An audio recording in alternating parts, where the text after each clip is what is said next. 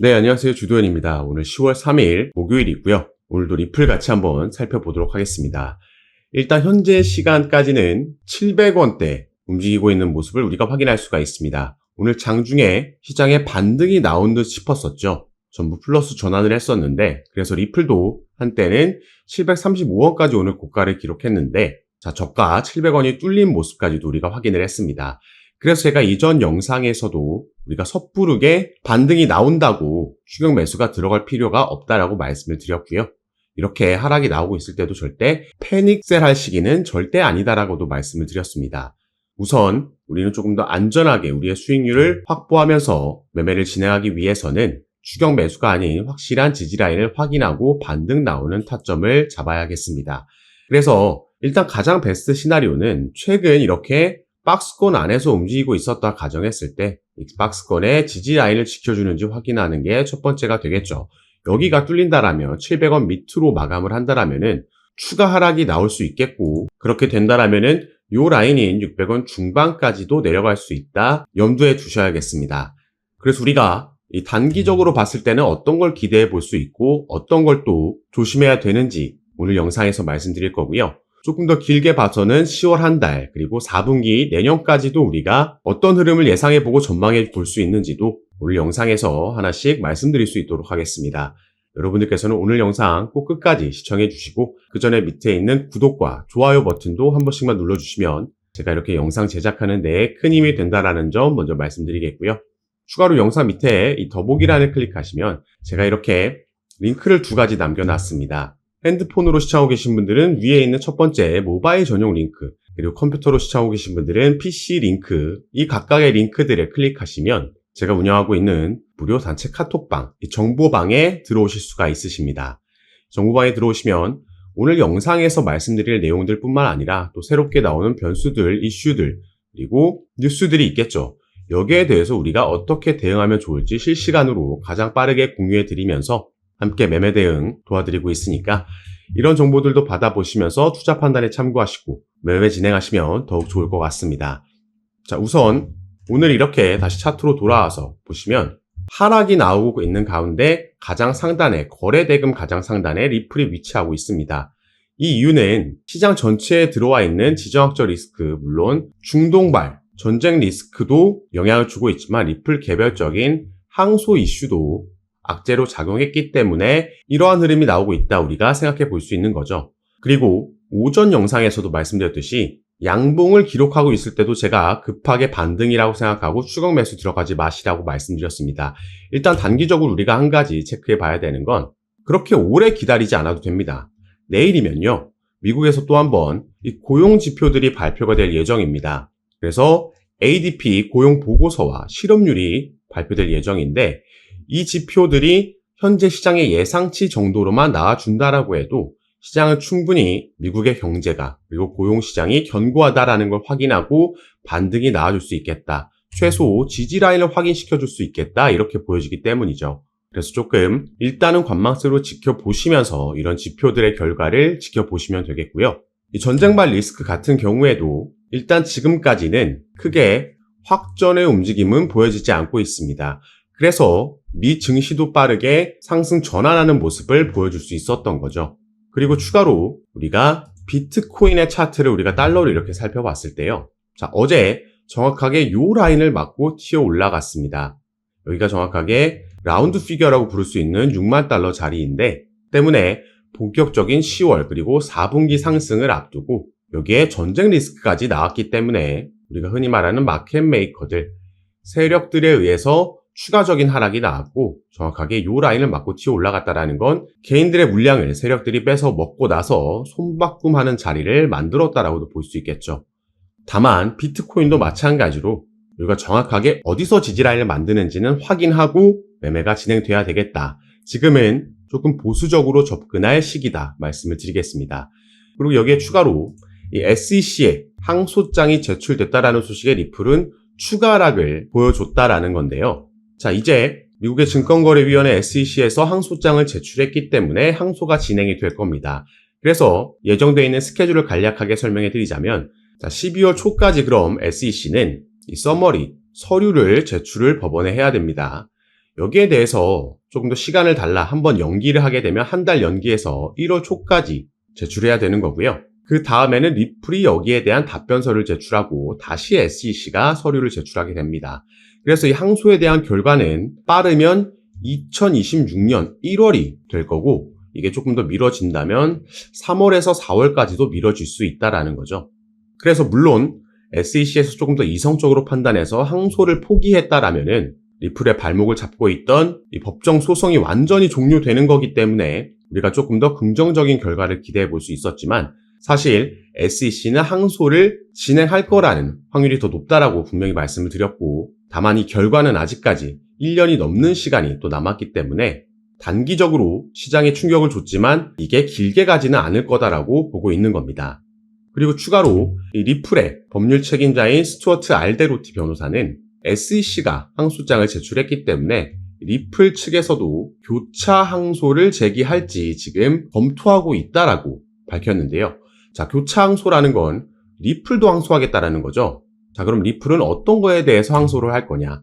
자, 약식 판결이 작년에 나왔을 때 부분 판결, 분리 판결이 나왔었습니다. 그래서 1차 판매, 1차 시장 판매라는 건 기업, 기관들에게 판매된 XRP는 증권이다.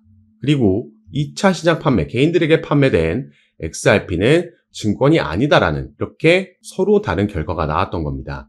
SEC가 지금 항소를 제출한 건 당연히 본인들에게 불리한 판결이었던 2차 시장 판매, 개인들에게 판매된 XRP가 증권이 아니다라는 거에 항소를 한 거고요.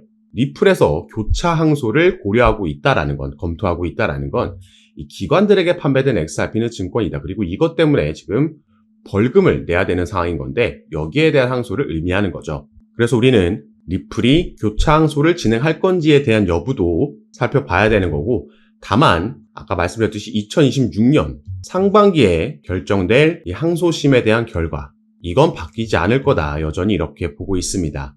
때문에 너무 걱정하실 필요가 없다. 단기적인 충격을 받았다라고 이해해 주시면 좋을 것 같고, 이런 단기적인 악재들보다 사실 리플은 이번 달을 시작으로 해서 4분기 그리고 내년까지 이어지는 엄청난 강세장을 맞이할 수 있는 그 모멘텀, 더 큰 호재들이 기다리고 있다. 이렇게 우리가 바라볼 수 있겠죠. 자, 첫 번째 가장 큰 호재 소식으로는 바로 리플의 XRP 현물 ETF를 비트와이즈에서 신청했다라는 게 되겠습니다. S-1 서류를 제출했다라는 소식이 전해진 거죠. 자, 올해 1월 달에 비트코인의 현물 ETF가 승인되고 나서 제가 이때부터 반복적으로 말씀을 드렸습니다. 자, 이 다음 타자는 당연히 이더리움이 될 거고, 그 다음에 이더리움까지 승인이 된다라고 하면 세 번째 타자는 리플의 XRP가 될 거다라고 말씀드렸죠. 당시에 그 근거도 함께 자료를 통해서 보여드리면서 말씀을 드렸었는데요.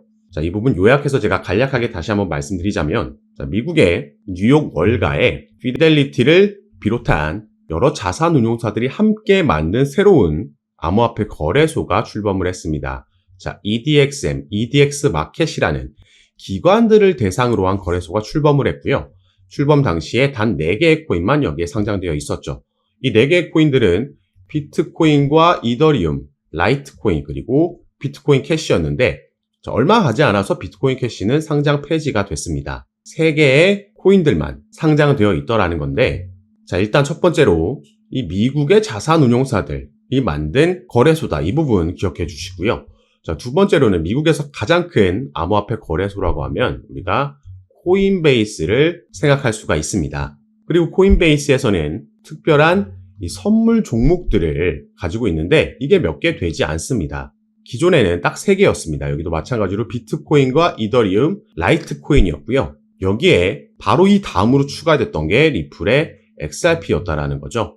그래서 이 코인들의, 상장되어 있는 코인들의 공통점을 우리가 확인할 수가 있는 겁니다. 그리고 미국의 금융시장, 주식시장과 코인시장, 여기에 중심에 있는 인물이 바로 베리 실버트라는 인물인데, 자, 이 사람이 바로 디지털 커런시 그룹의 수장인 거죠. 디지털 커런시 그룹을 모회사로 가지고 있는 자회사들도 상당히 많고, 또 디지털 커런시 그룹이 지분을 가지고 있는 관련 기업들도 엄청나게 많다라는 걸 이 이미지를 통해서 알 수가 있습니다. 여기에 리플도 포함이 되어 있고, 우리가 방금 살펴봤던 미국의 최대 암호화폐 거래소 코인베이스도 이 중 하나라는 거죠.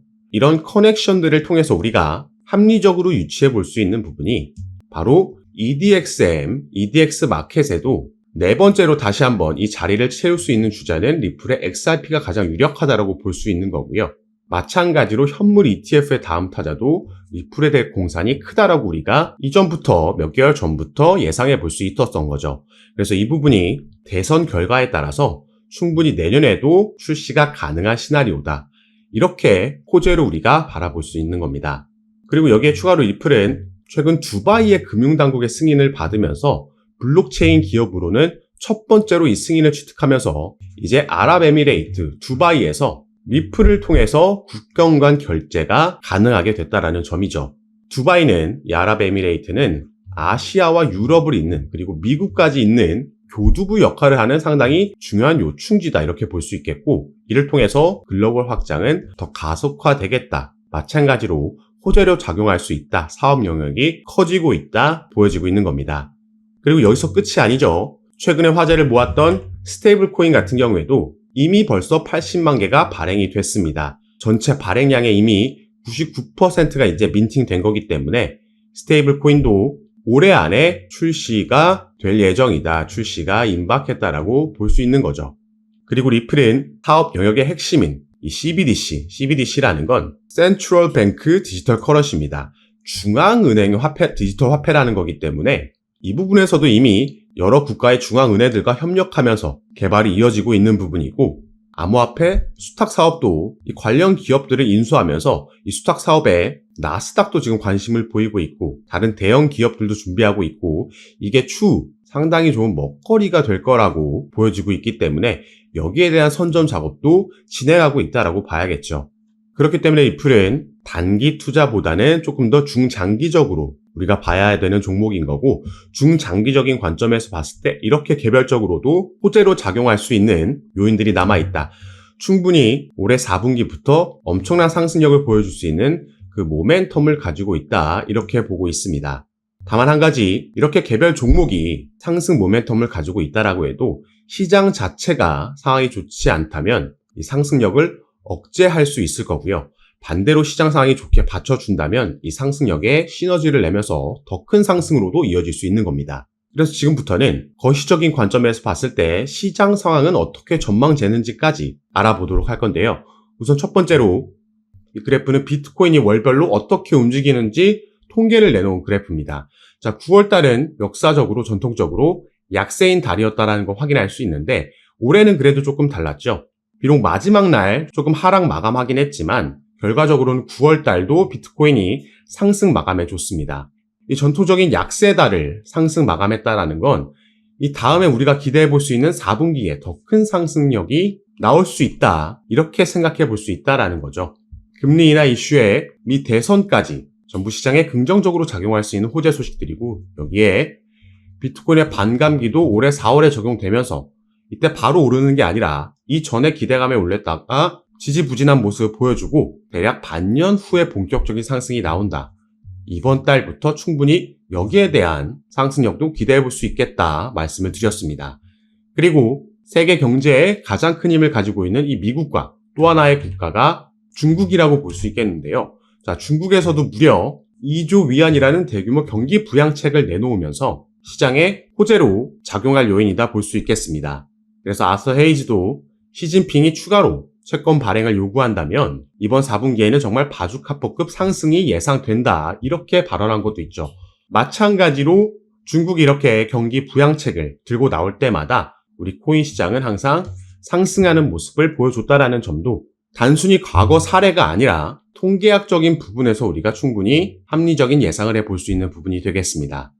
그래서 이번 달부터 시작된 올해 4분기 그리고 내년까지 엄청난 강세장이 예상이 되고 있기 때문에 단기적인 변수들, 이 충격들을 우리가 잘 대처한다라는 건 아까 말씀드렸듯이 패닉셀 하지 않고 떨어질 때 패닉셀 하지 않고 살짝 올라온다고 급하게 추격 매수하지 않고 확실하게 지지라인을 만드는지 확인해주고 이 반등 나오는 타점을 잘 잡아야지 우리가 평균 단가도 관리하면서 보유 수량을 늘려서 추후 상승력이 나왔을 때의 수익률을 극대화시킬 수 있는 걸 말하겠죠.